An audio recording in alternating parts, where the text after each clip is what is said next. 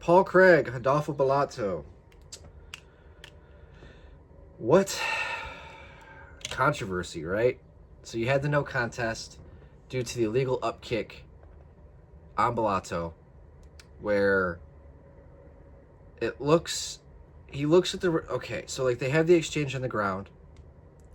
Craig hits Bellato with an upkick. Bellato is falling backwards after, it was flush, it hit him, right? It hit him. But he looks at the referee like, hey, I just got hit, and then goes unconscious, like within like half of a tenth of a second later. And then proceeds to jolt awake and then pretend to like not know who the referee is and like almost like pull guard in like a, and this is where, okay, it looked like he was acting for sure. It looked like one of the biggest flops in sports history. But then you have like the knockouts where like Shane Burgos, right, which was legitimate as fuck. I forgot, I think it was him and Edson Barbosa. One of the weirdest knockouts in history. Where sometimes when you get hit in the head, things don't act right. Things don't happen normally. It's your brain, you get hit in the head. Weird things can happen. You can react weirdly. But it was just the way that he looked at the referee before just immediately just flailing over and being unconscious.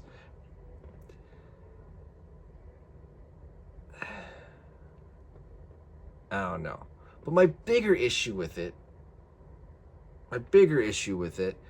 is that it was a no contest. Should have been a loss to Paul Craig. Because regardless of the fact of if the guy was flopping, it was an illegal front kick that stopped the fight. Legal up kick that stopped the fight.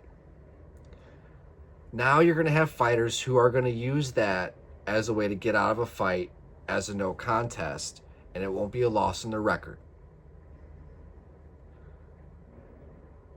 It's just, I don't know. It's a way out of the fight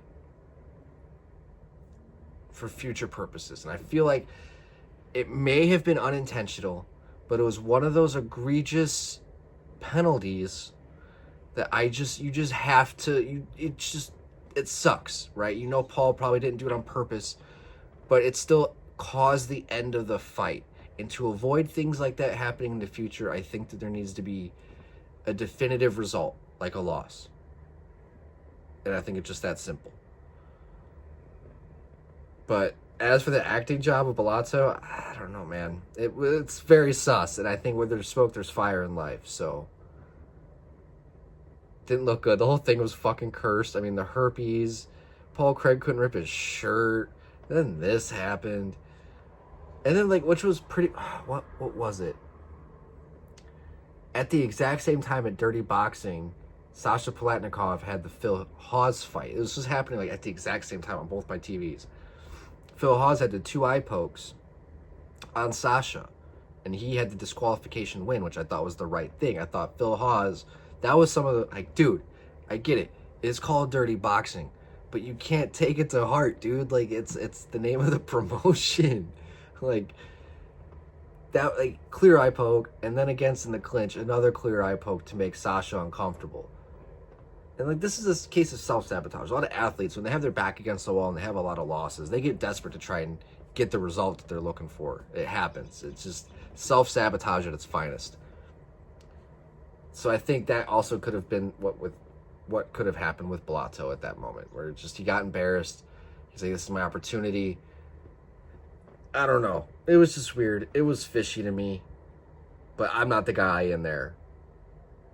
But it was just weird. And the way that he acted was that was good acting. That would have been really good acting if that was the case. Not the initial, but when he actually pulled guard on the referee.